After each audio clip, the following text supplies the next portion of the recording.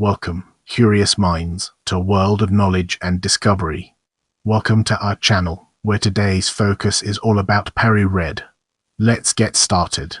Perry Red, born Perry Dawhayne McCreary, August 25, 1964, is an American social activist and organizer and songwriter.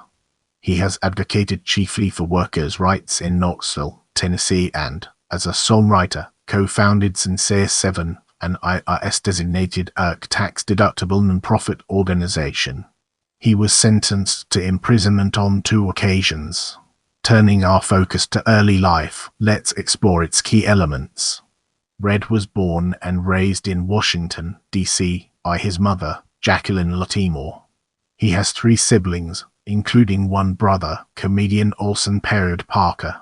He attended 16 different public schools and graduated from H.D. Woodson Senior High School in 1982. Aspiring to a professional soccer career, Red got his first job at age 15 with the Washington Diplomats Pro Soccer Club. Red is an ASCAP licensed songwriter with 15 published full-length albums. Let's now turn our attention to activism and examine its role within the larger context. In 1990, Red moved to Knoxville, Tennessee.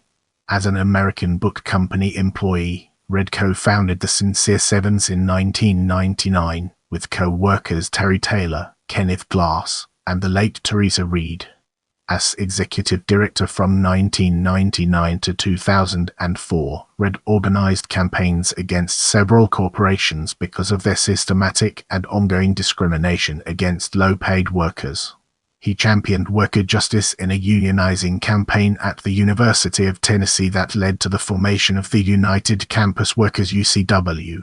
He worked on Knoxville's living wage campaign, served on several boards, and testified before City Council on Knoxville Empowerment Zone issues. With the groundwork laid, let's now examine campaigns and its connections to our previous discussions. During its zenith from 1999 to 2004, Red, as executive directors, led several campaigns for improved workers for unionized and non-unionized workers at large organizations including Kelson, Wackenhut-Naugs, Fulton Bellows, and Lockheed Martin. In 2002, Red, with the Black Law Student Association at the University of Tennessee, organized a successful campaign against racial discrimination in a blackface incident on campus that led to the university instituting new policies and programs on racial diversity and cultural awareness. Sponsored and hosted Embracing the Community, an annual information and cultural festival. As we enter this new phase, let's analyze media productions from different angles and evaluate its significance. Red produced public access television cable TV shows Knoxville's Workplace Talk and Salive. Activities are listed on this archived website. Red also produced radio and moderated State of the District, a television platform for Knoxville City Councilman Danny Mayfield, and Cop Watch, a Citizens for Police review program. Red is the author of 2 self-published books, As a Condition of Your Freedom, A Guide to Self-Redemption from Societal Oppression with the introduction by Professor David Schwartzman 2014, and Perry Dawhayne, A Journal from a Federal Prison, Book 1 2014. Red also produced monthly newsletters, Infoletter, and online commentary The Other Side of the Tracks, which he continued to write and publish as a weekly syndicated column published by Red Media and The Black Commentator, when in 2013 became fiscal sponsor to a Washington, D.C.-based LPFM venture, WOOK Radio. The sponsored program was initially awarded a LPFM construction permit to broadcast on 103.1 frequency modulation. In an attempt to seize control over WOOK from founder and president William Tucker, Jr., Red Ants moved to terminate Tucker, neither an employee nor member of in January 2015, accusing him of fiscal misconduct. Subsequently, Red began misrepresenting himself as the station's interim general manager and as the party in control of the license. Red Ants continued to escalate the conflict with Tucker over the following months, first to file suit against him in October 2015, claiming breach of contract, tortious interference, and negligent misrepresentation. In February 2017, this lawsuit was dismissed by District of Columbia Superior Court Judge Jennifer DiTaro, leaving Tucker in control of WOOK, but not before the FCC rescinded the construction permit for 103.1 FM, ruling the fiscal sponsorship agreement between WOOK Radio and S was an attempt to prosecute a false application. Welcome to the next segment, where we explore speaking and its significance in our journey. Red has spoken promoting social change at unionizing drives, worker and day labor rights, living wage and election campaigns, anti-war and disarmament protests, anti-police brutality rallies, civil rights and ex-offender re-enfranchisement forums, and death penalty vigils. Red and Sincere 7 members spoke at the Glen Murray Commission on Justice, gathering 2002. Red frequently addressed East Knoxville concerns at Knoxville City Council meetings. He received several civic and community commendations and honors, including Appleship's Carpetbag Theatre production bouts. More recently, Red has made several television appearances espousing racial injustice and racial disparity regarding law enforcement and the criminal justice system toward Black Americans. Red spoke out forcefully during 2015, calling for police firings, arrests, prosecutions, and imprisonment in response to the repeated killings of Black Americans at the hands of law enforcement authorities. As we progress through this video, let's now turn our gaze towards political activism. Red has participated in several political campaigns.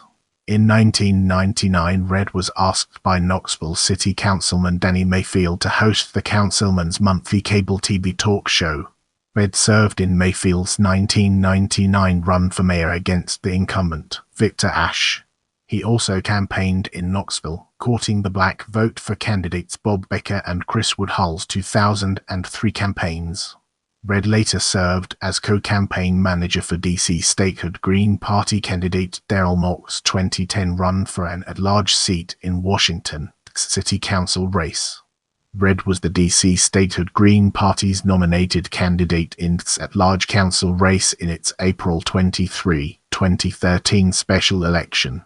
He campaigned on affordable housing, jobs, and equal rights for returning citizens, government ethics and accountability, preserving public assets, and refused to support gentrification at the expense of longtime residents. He garnered less than 2% of the city's vote. Red ran for the D.C. Council again during the COVID-19 era in 2020, vying for the Ward 4 seat against Democrat Janice Lewis George, one losing with just over 5% of the vote. Red sought election as Advisory Neighborhood Commissioner ANC in its Upper Northwest Brightwood Manor Park neighborhood in 2016, losing that bid, only to run a write-in campaign and win in November 2018, and currently serves as Commissioner of Ward's ANC UB. Let's now enter the realm of legal activism and discover the fascinating stories it has to tell. In 1996, Red served 2 years in Brushy Mountain State Penitentiary. He was released in 1998 and returned to his job at ABC Book Warehouse. Subsequently, Red served as co-pastor of Holy Jerusalem Church of God, located in Mechanicsville, Knoxville, for 2 years. He urged congregants to organize to save the 70-year-old church from condemnation by the city, but it was compulsorily purchased by eminent domain and demolished. A single-family home was constructed on the site. The January 31, 2002 issue of the Knoxville News-Sentinel reported church members stating that city officials forced them to sell their site. Red and 6 fellow laborers founded it in an effort to unionize their workplace. This work expanded into anti-police brutality, reparations, and fair housing advocacy. As we enter this new phase, let's navigate the complexities of arrest and discover its practical applications. Red was arrested and indicted in early 2004 on drug trafficking charges, which he denied, alleging that the charges were contrived in retaliation for challenges to police brutality in East Knoxville. In late 2004, he was convicted via plea agreement and sentenced in Knoxville. Red fired his court-appointed counsel and challenged his conviction pro se. In February 2007, the Sixth Circuit Court of Appeals ruled in Red's favor, vacating, thus overturning his conviction. The federal prosecutor's office subsequently pursued even greater charges after Red refused a second plea bargain from the U.S. government. A jury retrial in April 2008 acquitted Red on all the major felony drug and gun trafficking charges against him, convicting him on lesser misdemeanor charges. He was released from federal prison in July 2009. This process was reported by the Knoxville News Sentinel. Red appealed against the lesser charges he had been found guilty of, but in October 2010 the appeal failed. In the next segment, we'll be exploring imprisonment and its implications for our subject matter. Red was sentenced to imprisonment at Cumberland Federal Correctional Institution. He fired his court-appointed public defender and represented himself pro se before the Sixth Circuit Court of Appeals. The court overturned his conviction in 2007. In April 2008, Red was retried by federal prosecutors on 6 charges stemming from a prosecutorial superseding indictment, including felony gun and drug conspiracy.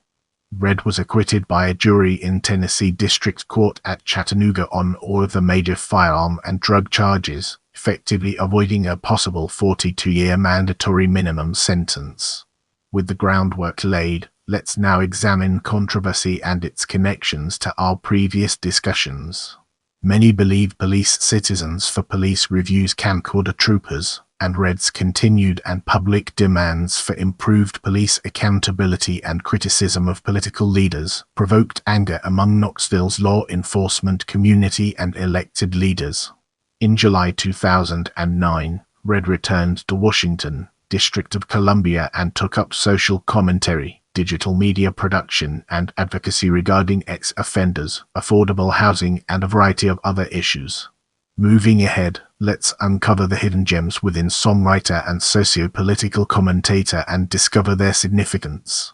For over 35 years, Red has written social change, hip-hop, funk, spoken word, secular and Christian religious songs.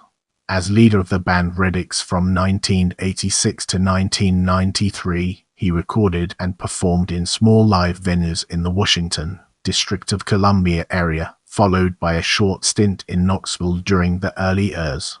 Years later, Red formed Perry Red and this band. In 2000, Red began writing social change compositions. In 1996, he founded Red Media, formerly Red Music, Inc., a recording and production studio. Red has written more than 3,000 compositions, including over 100 collaborations with singers, songwriters, poets, and musicians. 15 full-length albums: The Activist 2000, the remastered re-release in 2020, Runaway Slave 2002, Unauthorized 2003, New Style Activist 2004, along with his first music video, One Voice 2004. Red's list of digital music releases include Trial by Fire 2010, Strange Revolution 2012, A Skeptical Critique of the Arab Spring. In July 2013, Red released Run, a social commentary of America's rampant racism.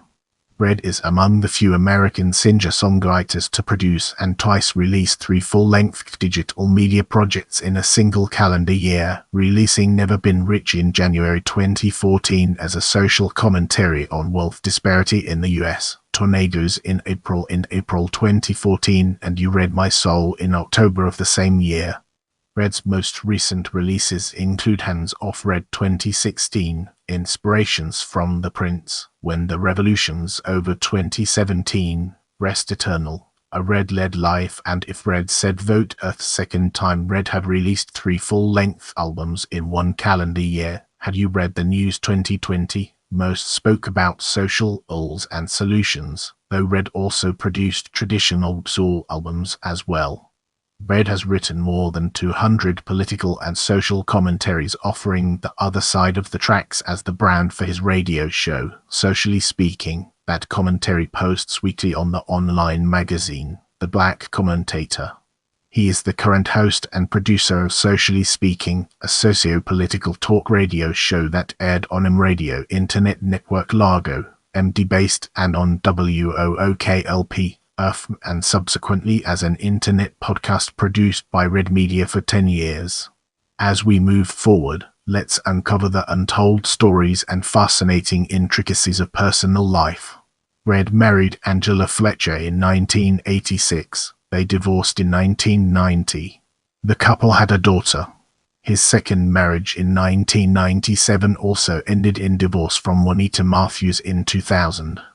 Red currently resides in Washington, District of Columbia. If you have any suggestions for future videos, feel free to drop them in the comments section.